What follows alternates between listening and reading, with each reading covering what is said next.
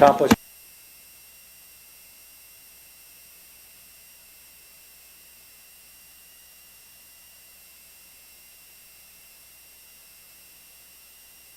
Maybe. Point.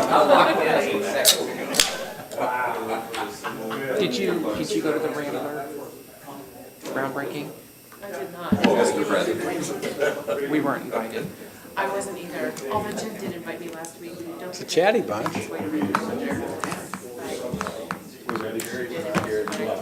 Yeah, just motion and get somebody to second there, please. Are we ready to go?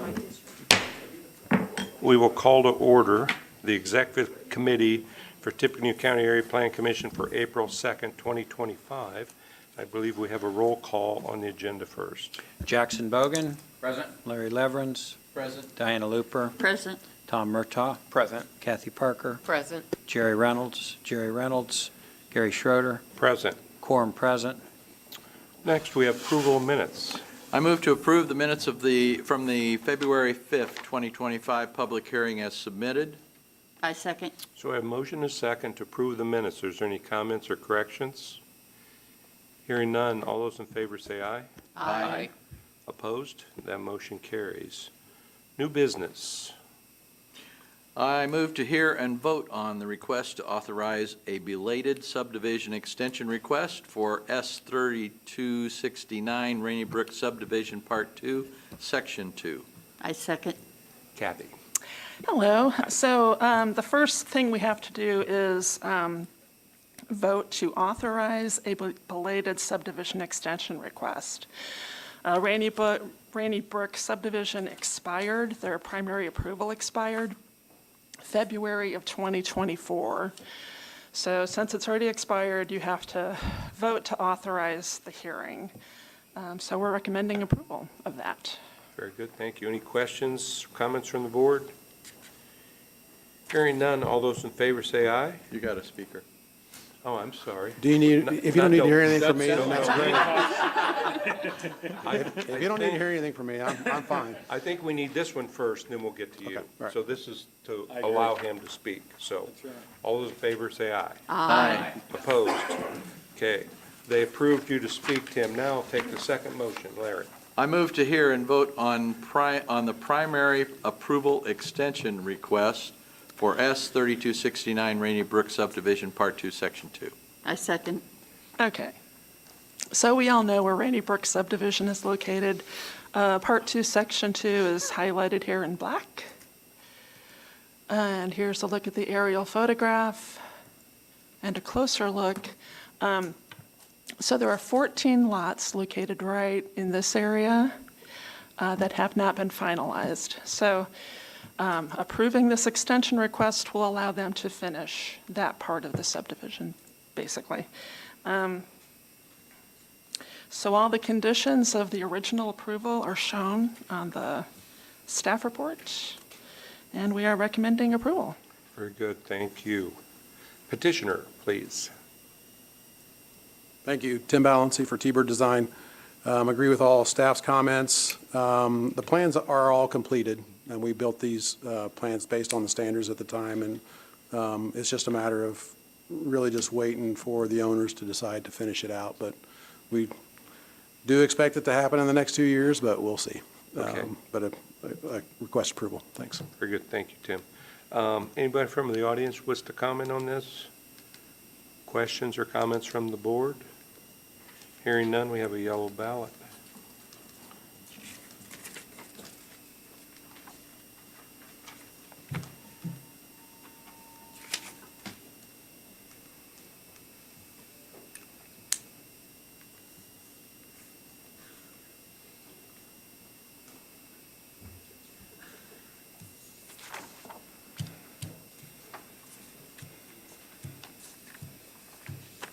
The unanimous ballot for approval. Very good, thank you, Ryan. Resolution PD 2504. I move to hear and vote on Resolution PD 2504. I second. I second. Okay. We're back because the 30-day period lapsed and they did not record in time. So we are, by ordinance, have to rehear this case again and get another approval. The proposal is to, you can go to the next one. Next. There we go. All right. We're establishing the common area lot for this phase of the project. So once it's approved and recorded, they can already get their clearing, grading, infrastructure work that is already essentially cleared to do with the construction plans. But the actual unit lots will have to be created as amended plats administratively through our office once the foundations are in place. So this project kind of had the ability to do either one, plat the single detached in advance, or do it after. The townhouses you have to do after because you need to shoot the foundations and the party walls. So, so for both this one and the previous phase, they just have platted the common area lot. So they're going to have to come back to do the amended plats, which is not an uncommon thing especially with plan developments. Nothing's changed with this project. It's still good to go. 18 units, a mix of single and attached, detached. Bonding's requested and been approved. Nothing else to add. Happy to answer any questions. Very good, thank you, Ryan. Petitioner representative. Tim Valency for T-Bird Design, 105 North 10th Street. Just request approval, agree with all staff comments. Thanks. Very good, thank you, Tim. Anybody from the audience wish to comment? Questions or comments from the board? Hearing none, we have a yellow ballot.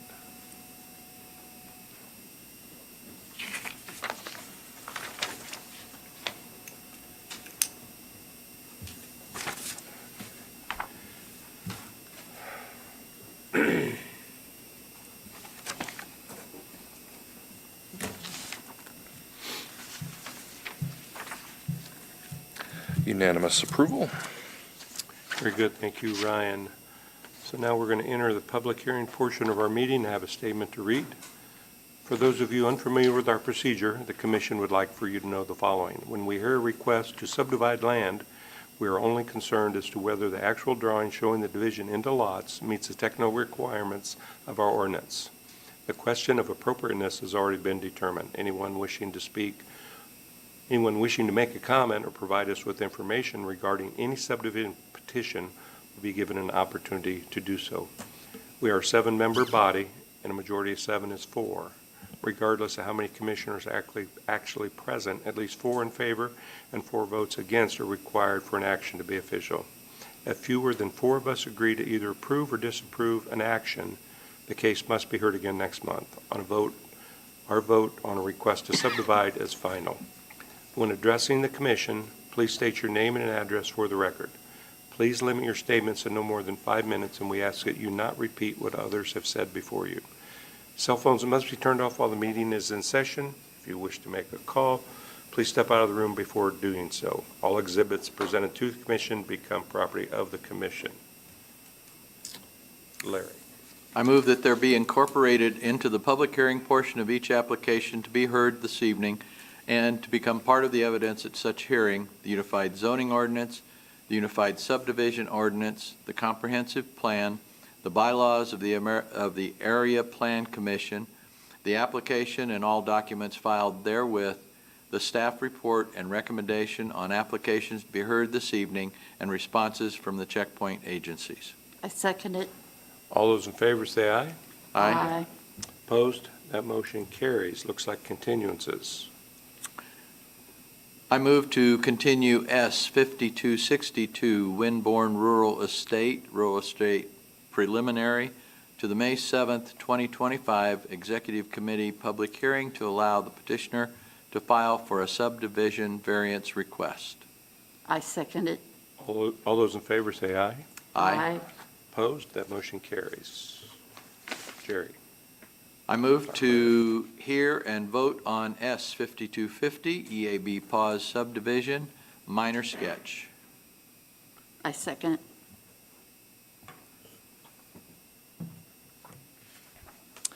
Okay, the site in question is located on the south side of County Road 400 South. It is zoned I3 industrial. A property adjacent to the east is agricultural, and there's a property zoned agricultural to the northwest.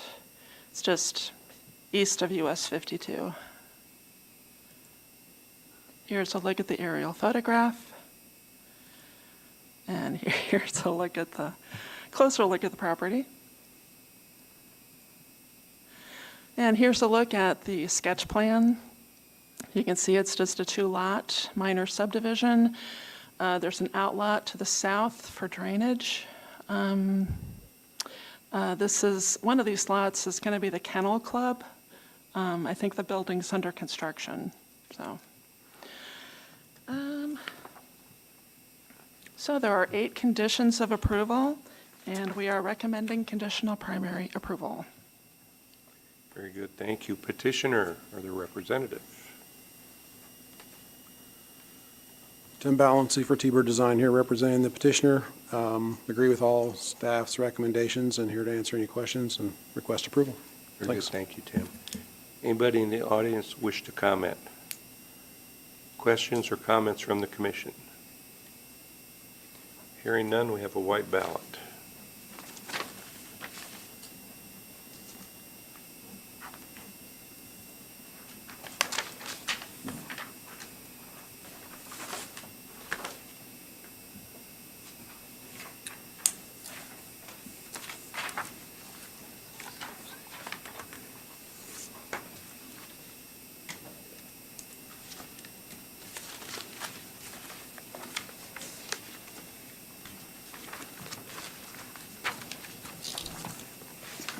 Unanimous ballot for approval.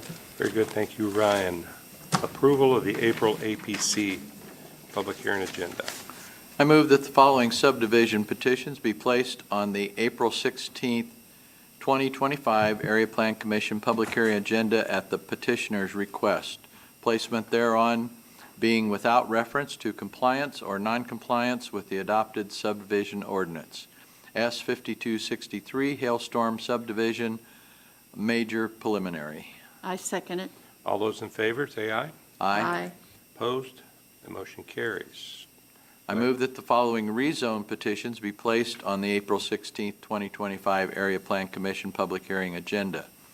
Z 2952 Purdue Research Foundation, DPD Activation Phase 2 PD, PDRN, and CBW to PDRN.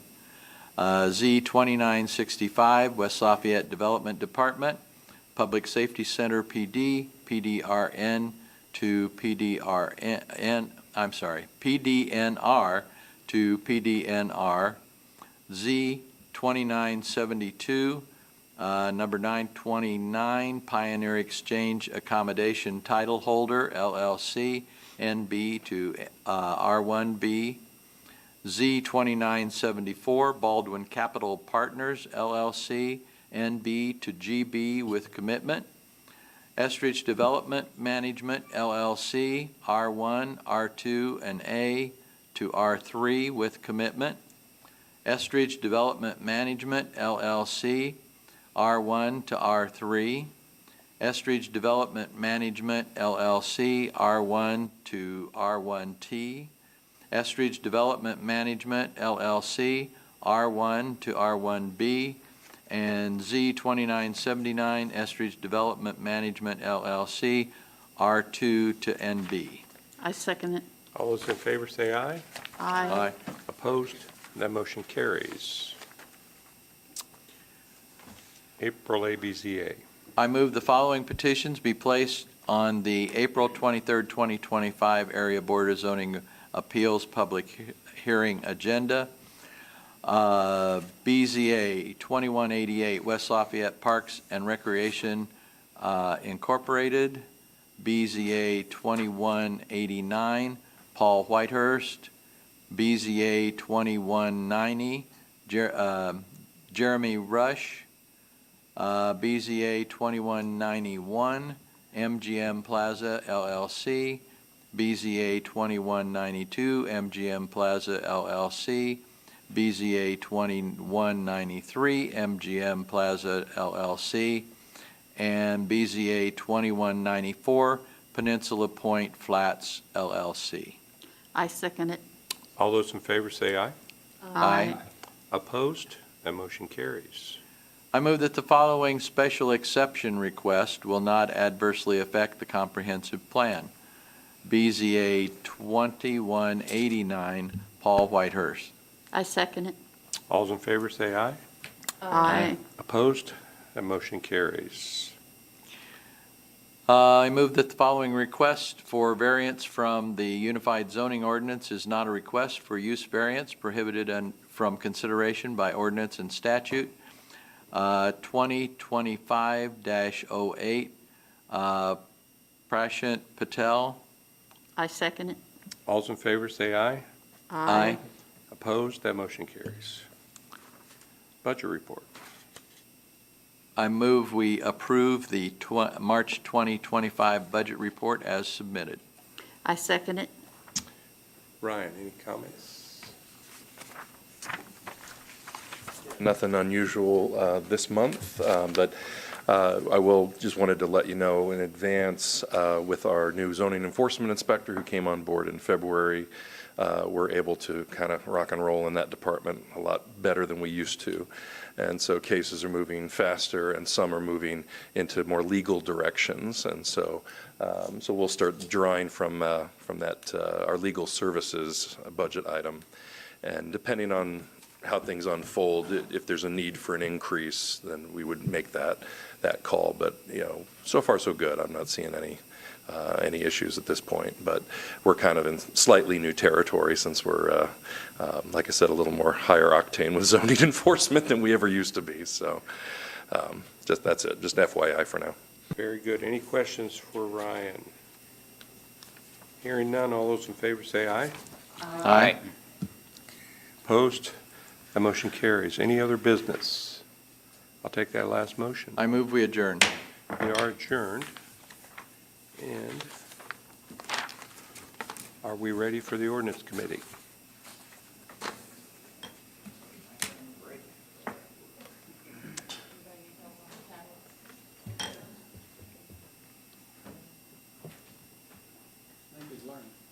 Okay, so we're ready to go. I know.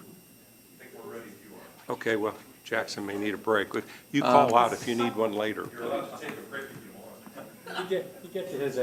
How do we get to the ordinance committee thing on our pads here? Yeah, I can't. Go back out. Just gotta go back out and back in again.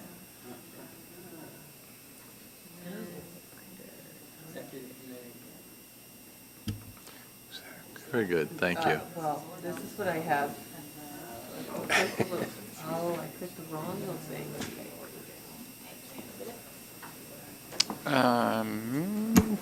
Nope, I'm in. But I like these very much. I think they save about 2,000 pieces of paper a month. Sometimes more. Yeah, maybe 10,000. That's exact. Not to mention all that ink.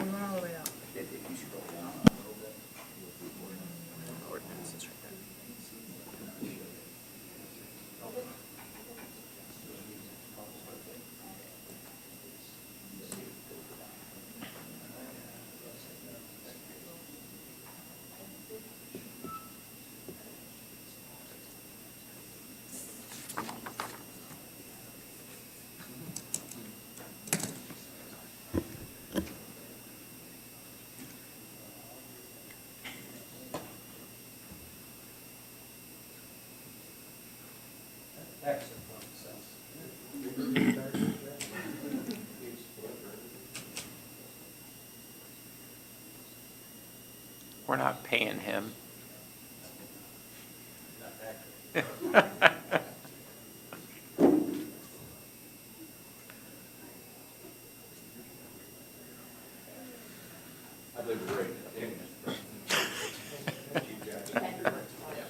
There. So I will call to order the Area Plan Commission of Tippecanoe County Ordinance and Bylaw Committee for April the 2nd, 2025. First on the agenda, we don't do a roll call here, but But I will say we do have a quorum present. So, first on the agenda is approval of the minutes from February 5th, 2025. I move we approve the minutes of the last meeting, February 5th meeting. And we have a second for that? I second it. Okay, so we have a motion and a second. Any questions, comments, corrections? February. Hearing none, all those in favor say aye. Aye. Opposed, that motion carries. Second, looks like expanding the courthouse proximity and Upper Main Street area. Staff, please.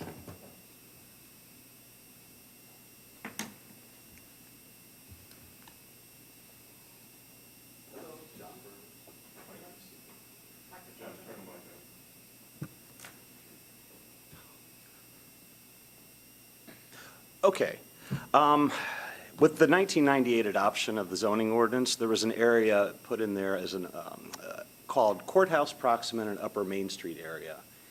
This is an area of our CB zoning district downtown Lafayette that has always prohibited first-floor residences. The exceptions were for one accessible unit on a non-elevator building or to the rear of a storefront. So for many years, the area we see here in blue on the map has been in the ordinance. The resolution that was passed by the City Council earlier last month would like to expand this area slightly to the south by a block.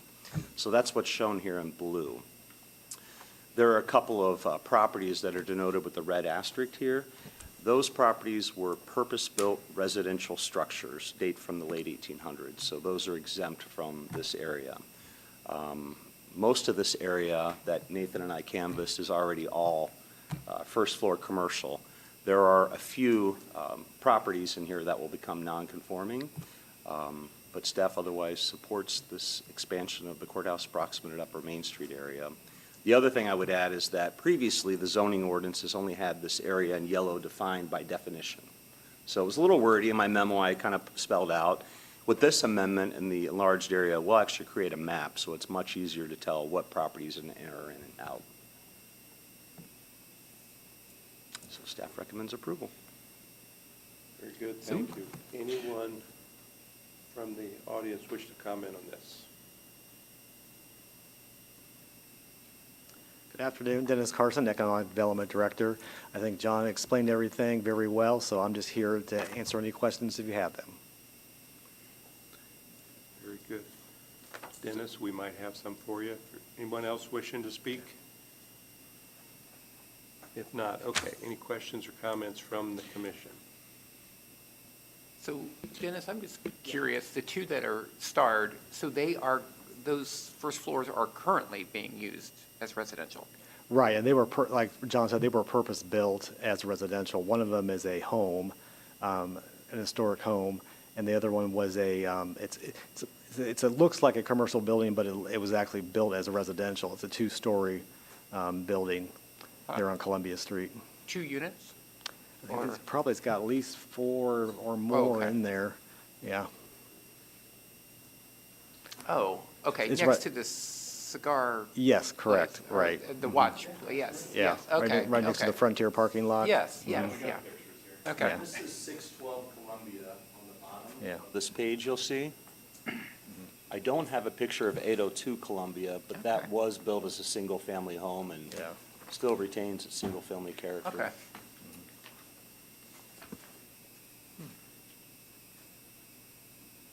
And before Vicky asks, how many are non-conforming? Will be made non-conforming? The LAR, the first floor of the LAR, facing City Hall. I'm sorry. First, the Lar House, the first floor there Oh, on Columbia. Because they were leasing that as This one, those 5 or 6, those 2. just 511, which is 511. not part of our. It's on I'm the not other sure side about of the one street. next along. and it's not, it's not the one that's exempted up there? They're saying Right. 612 and 802. Yeah, it's. So why, So those were rental units, I do know that for a fact. They might be vacant currently, but I should have told the owner before I came. so why wouldn't we exempt the LAR as well if we're exempting these two? Because they were originally built as commercial spaces when the building was originally built. Okay. So if there's an opportunity to take them back to commercial, that would be preferred. And I also think that would only happen if they were vacated for a period where they lost their grandfathering status. Right. So there are apartments now at the LAR on the first floor. They will remain that way. As long as they have an intent to rent. Right. Even if it's more than 50% damaged? Microphone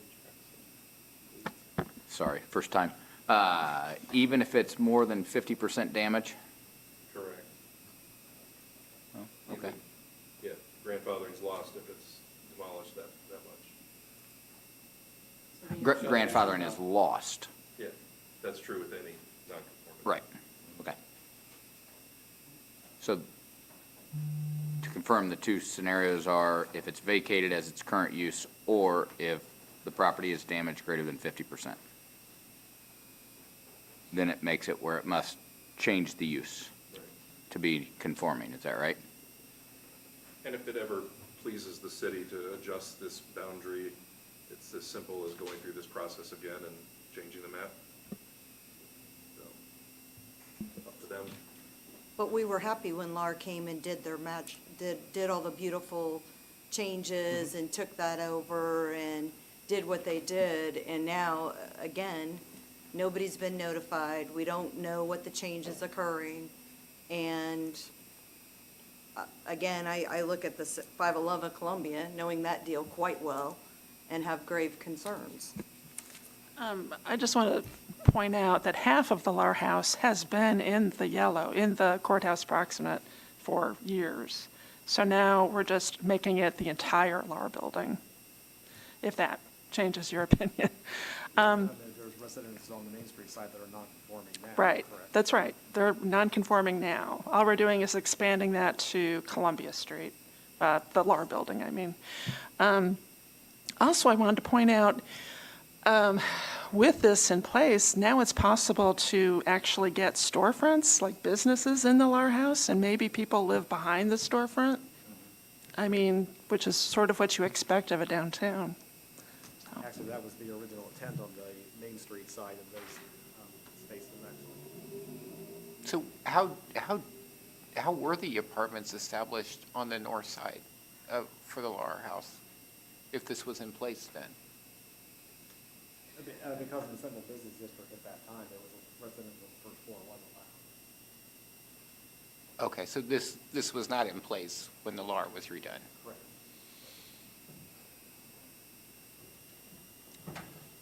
It seems like the intent is to have it go back, I guess, if you would, and the question is, do you let it go naturally back as things change? I think originally, like you said, as business goes residential, maybe another 30, 40, 50 years, it goes back to business. It swings back and forth. Right. Opposed to forcing them and having them having. Yeah, I mean, in my opinion, I would say we're not forcing them, but it's more like what you said, it may naturally go back because there's going to have to be, like you said, more than 50% of it has to be damaged in some way, or they have to demolish it or whatever, major change in use has to happen.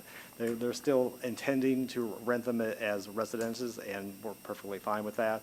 So, I mean, that's going to stay in place as long as their intent is to rent as residential.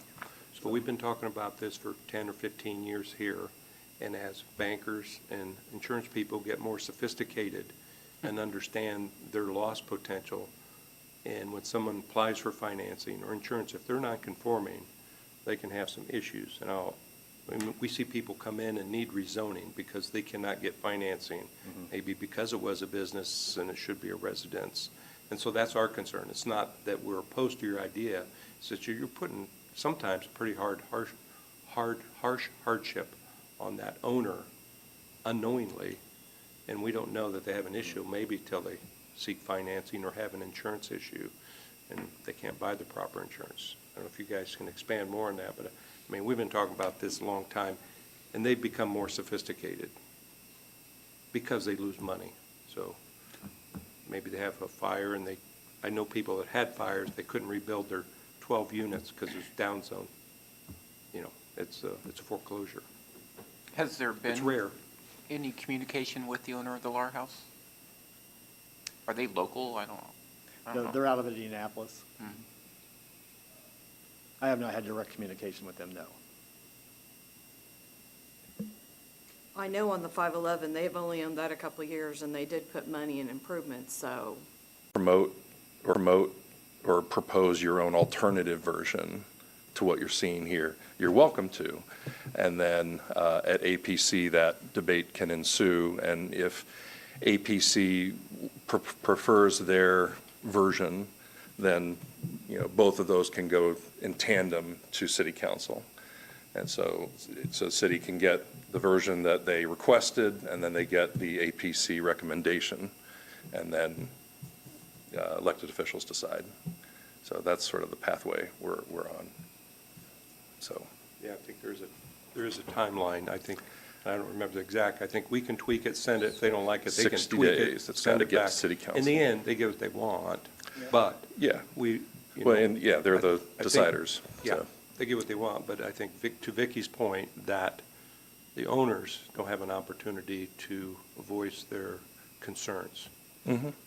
So they just find out that they're non-conforming and let the ramifications happen over time. That- And that's kind of a policy choice, I think, on the part of the city. You know, I would rather think. Similar to like a citywide rezone effort, you know. I'd rather think that they probably weren't aware that it might affect somebody opposed to, we don't care. Well, Policy. especially when we're excluding two properties that we are well aware of, that, because we're well aware of them. So we haven't allowed others to even know about it, to ask to be excluded. Mhm. Well, you could notify them, but the city could still take the action if they wanted to. They have that authority. You know, city council does. You know, so it's kind of a political decision for them. I'm not opposed to So. notifying them, that's Right. no issue for me, yeah.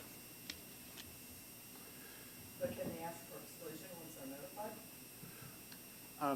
If they can ask for it, sure, and then we'll evaluate that, yes. Yeah, it seems like if there's an exclusion, it probably has to happen here, that we send that to them. Otherwise, they got to bring it back to us procedurally to make the plan. Kind of bounces back and forth.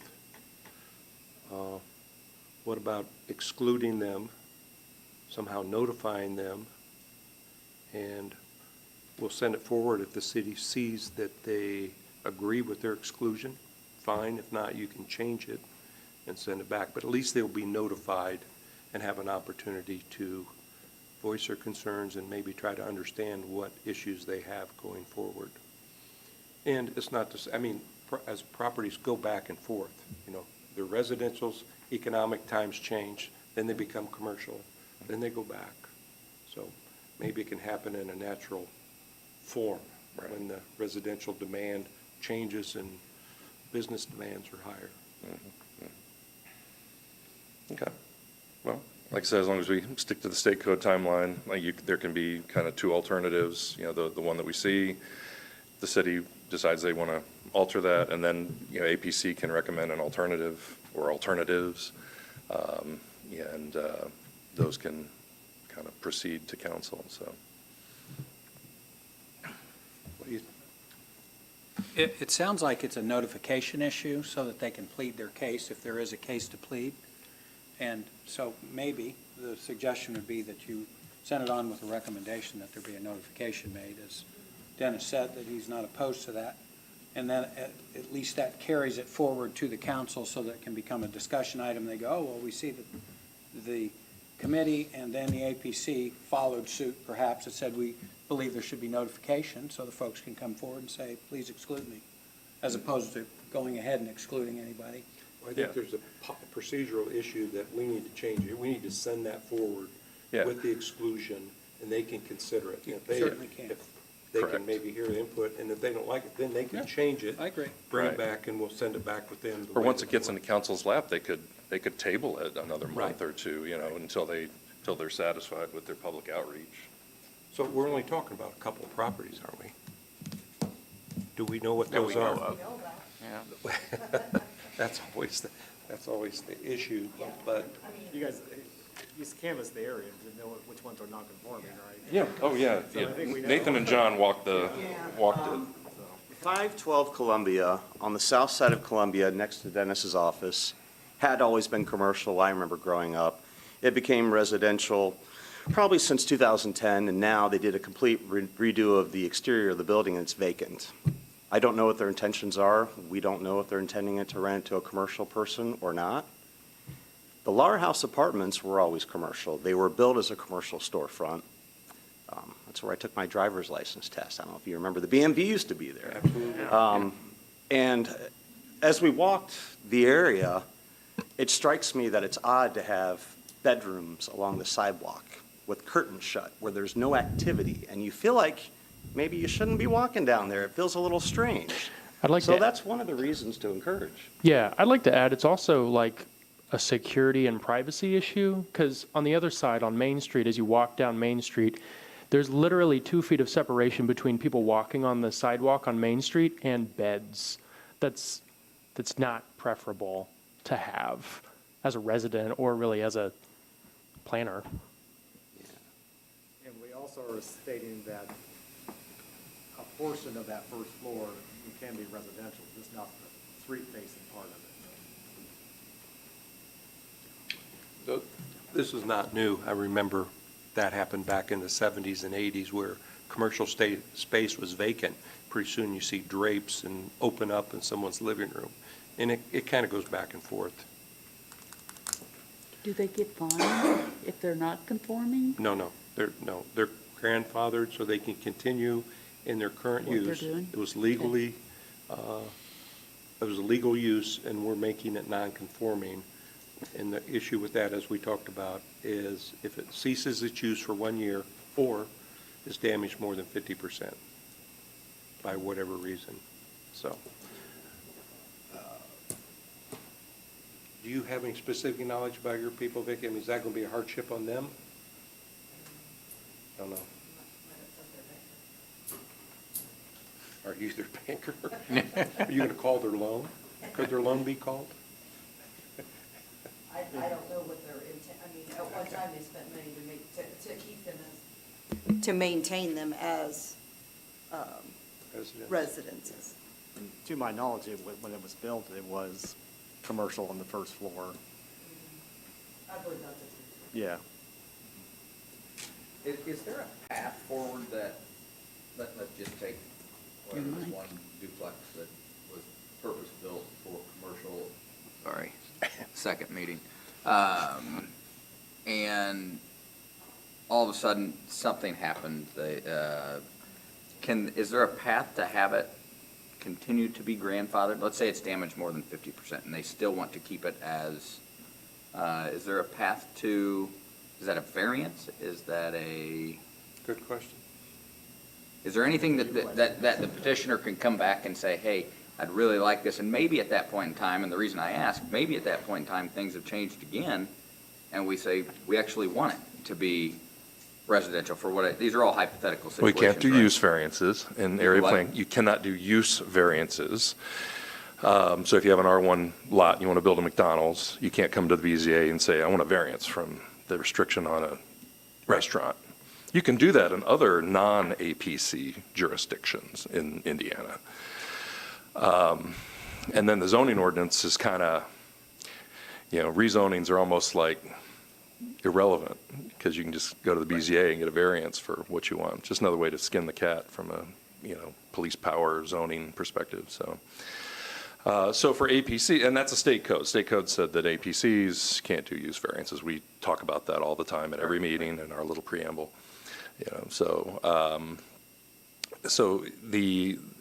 If say that there's interest, say that there's a person that is, finds themselves in a non-conforming situation, they want to be conforming. This sort of thing is an overlay, so there'd have to be an adjustment to the map to accommodate them.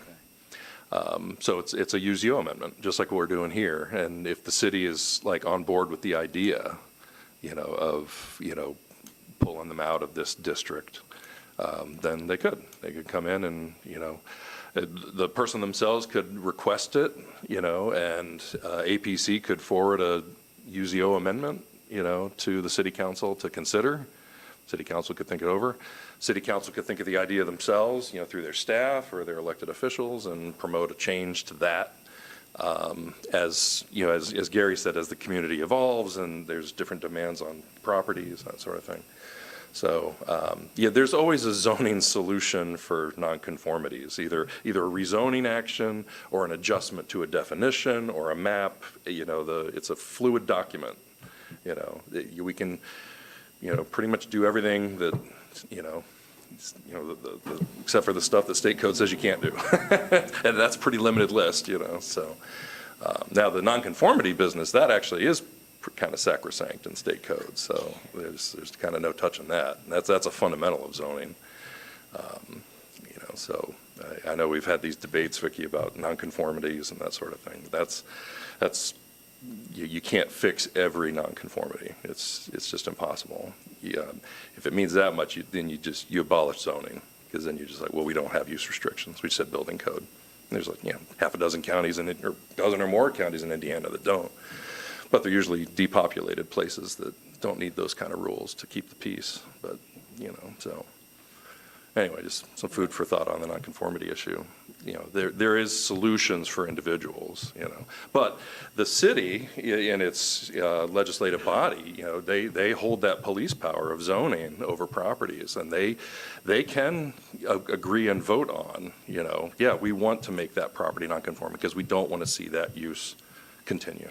They have that authority. And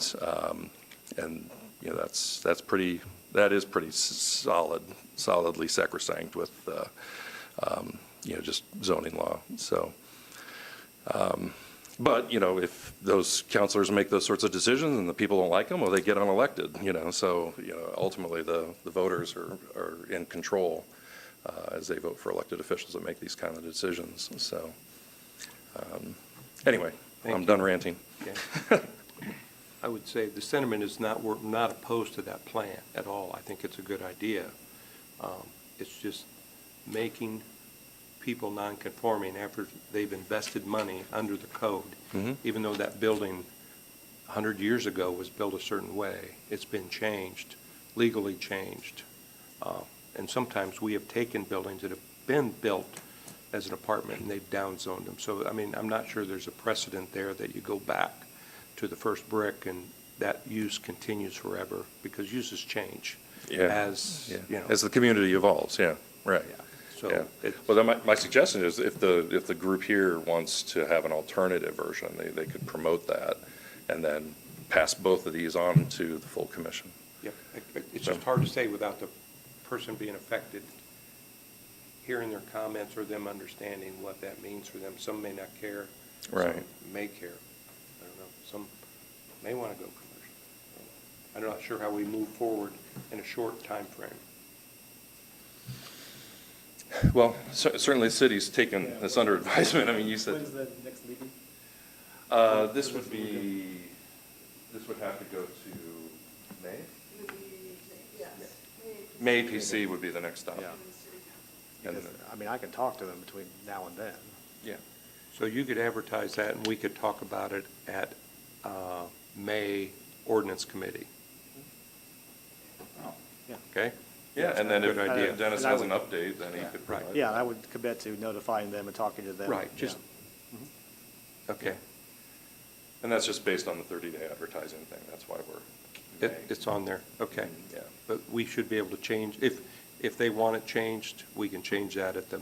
Certainly have more May. information. Yeah, to To do know that. where to Okay. go. And then, like I said, if we want to promote two versions, or if the city is reconciled with this owner and they're like, okay, we like this version, then off it goes. Does that make sense? Is everybody, Are we just notifying Laura in this one, or are we saying everybody in the blue?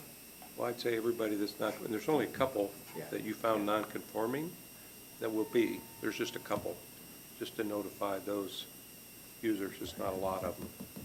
So, okay, that sounds good.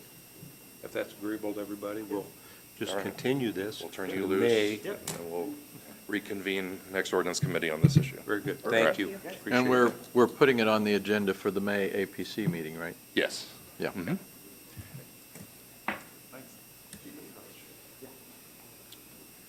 Okay.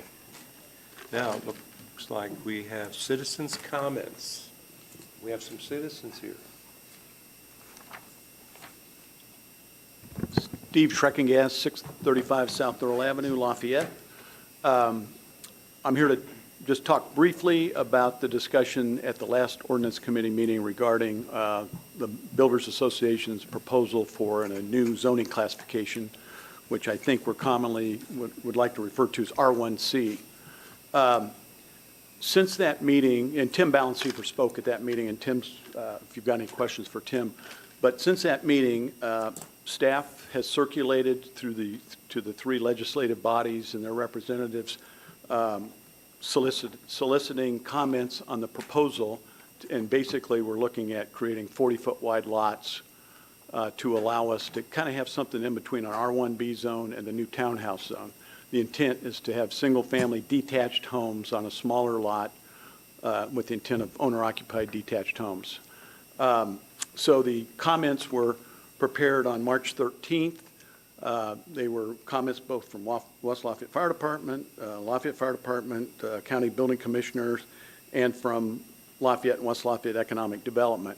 We, staff hosted a workshop, which we asked for on March 17th. It was well attended by West Lafayette, 4 representatives, including Jen, Chad, Tony with Fire Department, and Jason Hardebeck. Bill Robinette from the county was there. But we, I believe to their satisfaction, Larry Ackerman hosted the meeting. All of the comments were satisfied to the people participating in it. We agreed on everything. One item we agreed to was 6-foot side yards instead of 5-foot side yards. So that satisfied the fire department. Same side yard as most of our zoning classifications. So if you wanted to build a 30-foot wide unit, it'd have to be on a 42-foot wide lot.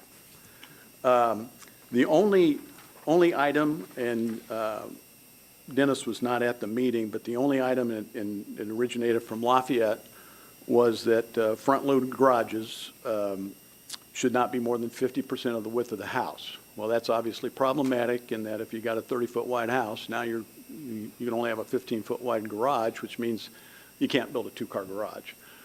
We had a meeting earlier today attended by Greg Malakis, Tim Balanciefer, myself, Dennis, and the mayor, and we discussed that item, and I'll let Dennis speak for the mayor, but if I can characterize it, the mayor is fine with not having that requirement. So is that correct, Dennis?